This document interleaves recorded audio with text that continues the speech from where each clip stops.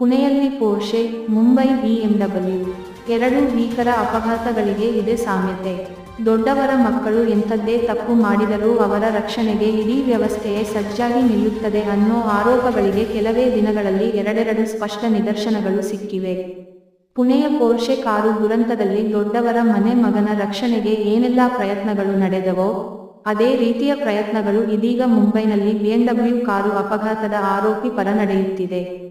ಅದರ ಹೋಲಿಕೆ ಇಲ್ಲಿದೆ. ಮುಂಬೈ, ಮಹಾರಾಷ್ಟ್ರ, ಪುಣೆಯಲ್ಲಿ ಸಂಭವಿಸಿದ ಪೋರ್ಷೆ ಕಾರು ಅಪಘಾತ ಪ್ರಕರಣ ದೇಶಾದ್ಯಂತ ಆಕ್ರೋಶದ ಅಲೆ ಎಬ್ಬಿಸಿದ್ದ ನಡುವಲ್ಲೇ ಮುಂಬೈನಲ್ಲಿ ಬಿಎಂಡಬ್ಲ್ಯೂ ಕಾರು ಆರ್ಭಟಿಸಿದೆ.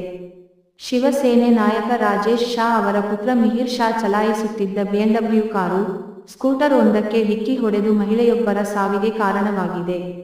ಈ ಪ್ರಕರಣ ಸಂಬಂಧ ಆರೋಪಿ ಮಿಹಿರ್ ಶಾ ಪರಾರಿಯಾಗಿದ್ದು, ಆತನ ತಂದೆ ರಾಜೇಶ್ ಶಾ ತನಿಖೆಗೆ ಸಹಕಾರ ನೀಡುತ್ತಿಲ್ಲ